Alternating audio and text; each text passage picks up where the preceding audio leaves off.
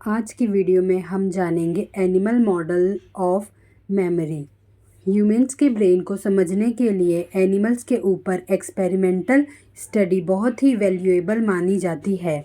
इसमें neuroscientist animal के brain पर एक्सपेरिमेंट करते हैं ये जानने के लिए कि ब्रेन के कौन से पार्ट को डैमेज करने से हमारी मेमोरी अफेक्ट होगी। ये सब ह्यूमन माइंड को समझने के लिए किया जाता है, क्योंकि ऐसा माना जाता है कि एनिमल और ह्यूमन के ब्रेन में काफ़ी सिमिलैरिटीज़ हैं।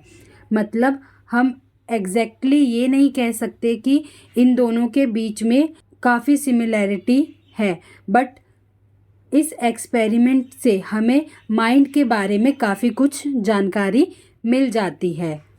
न्यूरोसाइंटिस्ट ये जानना चाहते हैं कि हिप्पोकैम्पस या उसका सराउंडिंग एरिया कैसे अफेक्ट करता है लॉन्ग टर्म मेमोरी को बनाने में।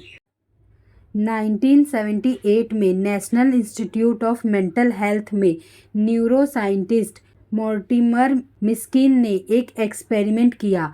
इस एक्सपेरिमेंट में उन्होंने मंकी के हिप्पोकैम्पस और एमिगडाला दोनों को सर्जरी करके हटा दिया। उन्होंने इस एक्सपेरिमेंट के रिजल्ट में पाया कि हिप्पोकैम्पस और एमिगडाला के जितने पार्ट्स को डैमेज किया गया था, मेमोरी भी उसी हिसाब से डैमेज हुई थी। तो मिस्किन ने ये कंक्लूज़न दिया कि मेमोरी लॉस होने के लिए हिप्पोकैम्पस और एमिगडाला दोनों में नुकसान पहुंचना ज़रूरी है। लेकिन उनकी ये बात आरबी के केस से मैच नहीं करती। आरबी एक पेशेंट थे जिन्हें एंट्रोग्रेड एमनीशिया था, लेकिन उनकी सर्जरी के दौरान उनके हिप्पोकैम्पस को ही नुकसान पहुंचा था, एमिगडाला को कोई नुकसान नहीं पहुंचा था। तो 1993 में इस दुविधा को दूर करने के लिए कैलिफोर्निया यूनिवर्सिटी में एक एक्सपेरिमेंट हुआ। इसमें हिप्पोकैम्पस, एमिगडाला और उसके आसपास के एरियाज़ को अलग अलग डैमेज करके देखा गया। इन्होंने एमिगडाला, एंट्रोहीनल कॉर्टेक्स, पैराहिप्पोकैम्पल के गायरस के सराउंडिंग नियोकॉर्टेक्स और पेरिफेरल कॉर्टेक्स, जिसे ब्रॉडमैन एरिया 35 और 36 के नाम से भी जाना जाता है, इन्होंने अपने एक्सपेरिमेंट के दौरान इन सब को हटा दिया गया।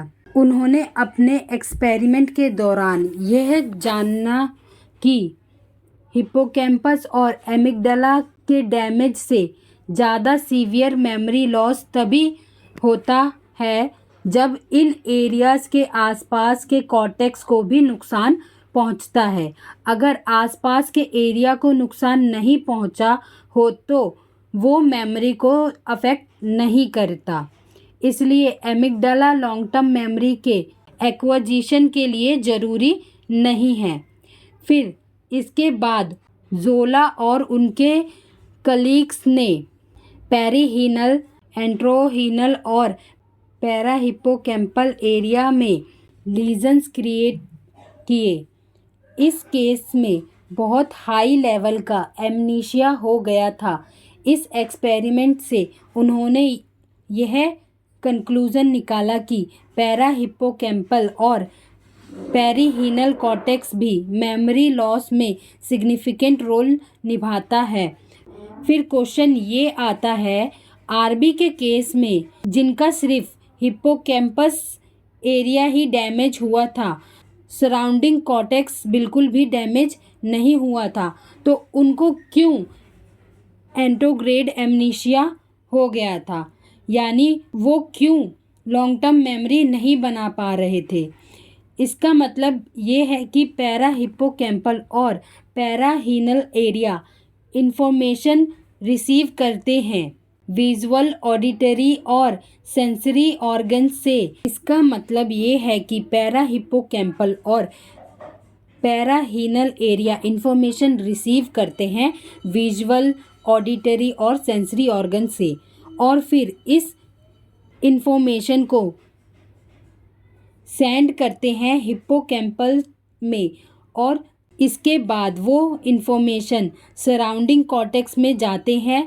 तो अगर ये वाइटल कनेक्शन डैमेज हो गया तो हिप्पोकैम्पस ठीक से काम नहीं कर पाएगा, और जब हिप्पोकैम्पस ठीक से काम नहीं करेगा तो किसी भी इंसान की लॉन्ग टर्म मेमोरी नहीं बनेगी। तो इन सभी एक्सपेरिमेंट्स और स्टडी के बाद ये पता चलता है कि हिप्पोकैम्पस, उसका surrounding area, middle temporal lobe बहुत ही ज़रूरी है मेमोरी फॉर्मेशन के लिए। अगर इनमें कोई डैमेज आ गया तो उसकी न्यू मेमोरीज नहीं बनेगी।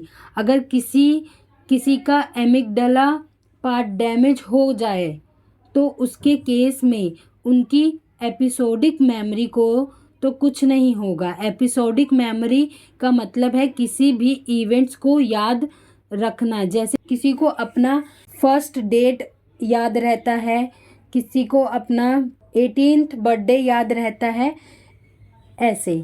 तो ये मेमोरी तो ठीक रहती है, पर उस इंसान की इमोशनल मेमोरी को फ़र्क पड़ जाता है। वह इमोशनली उस चीज़ों से रिलेट नहीं कर पाता। तो ये सर्जरी जो मंकी के ब्रेन पर की गई, इसे वैल्यूएबल माना जाता है ह्यूमन माइंड को समझने के लिए, और ये जानने के लिए कि कौन सा पार्ट इम्पॉर्टेंट होता है ब्रेन का लॉन्ग टर्म मेमोरी फॉर्मेशन में।